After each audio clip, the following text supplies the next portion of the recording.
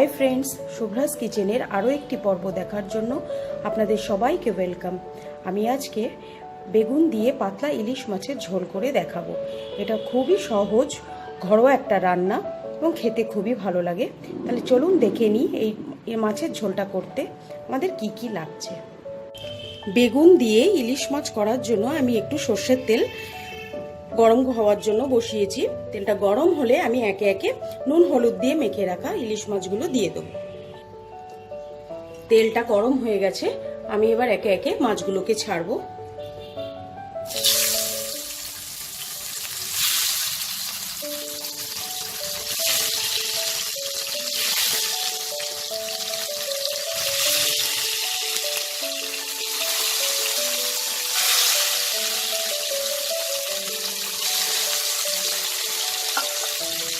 মাছটা খুব হালকা ভাজবো, ইলিশ মাছ খুব বেশি ভাজতে লাগে না।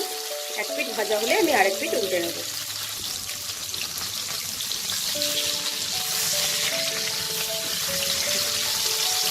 ইলিশ মাছ 2-3 মিনিট এপিট ওপিট করে ভেজে নিলেই হয়।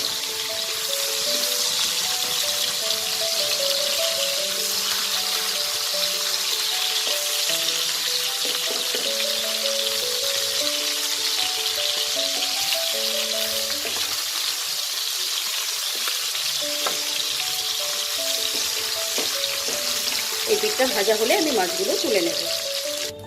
মাছগুলো আমি তুলে নিয়েছি। এবার এই তেলে আমি আর তেল মেশাবো না। এবার এই তেলে কালো জিরে আর কাঁচা লঙ্কা ফোড়ন দেব। কাঁচা লঙ্কাগুলো মাঝখান থেকে চিড়ে নিয়েছি।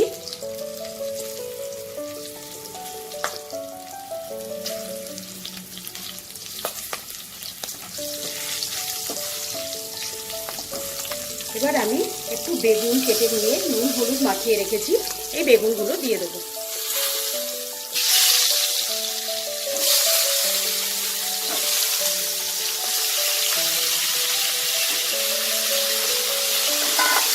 বেগুনগুলো আমি 2-3 মিনিট নাড়াচাড়া করে ভেজে নেব।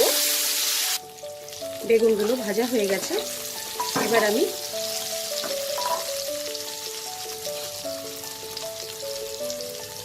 পরিমাণ মতো হলুদ দিয়ে জলটা দিয়ে দেবো।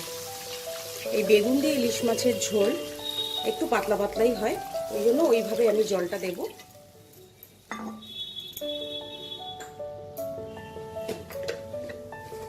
অল্প নুন দেব, কারণ মাছ ভাজার সময় নুন ছিল, বেগুন ভাজার সময় নুন ছিল, ওই জন্য নুনটা আমি অল্পই দেব।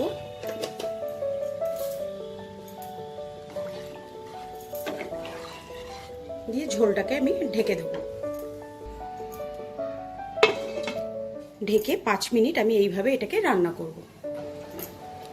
5 মিনিট পর আমি ঢাকনাটা তুলে নেব।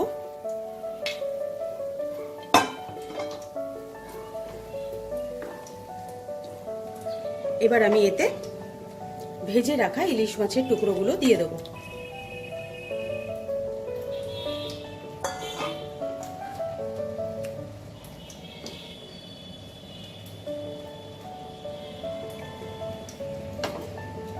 আর এখানে আমি 1 চামচ সর্ষে আমি একটু পেস্ট করে রেখেছি, সেই সর্ষে বাটাটাও আমি দিয়ে দেবো।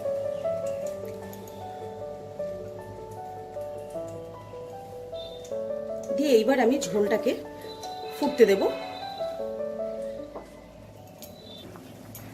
আমার মাছের ঝোলটা একদম রেডি হয়ে গেছে। ইলিশ মাছ তো খুব তাড়াতাড়ি সেদ্ধ হয়ে যায় আর বেগুনগুলোও নরম হয়ে গেছে। এবার আমি গ্যাসের ফ্লেমটা অফ করে দেব।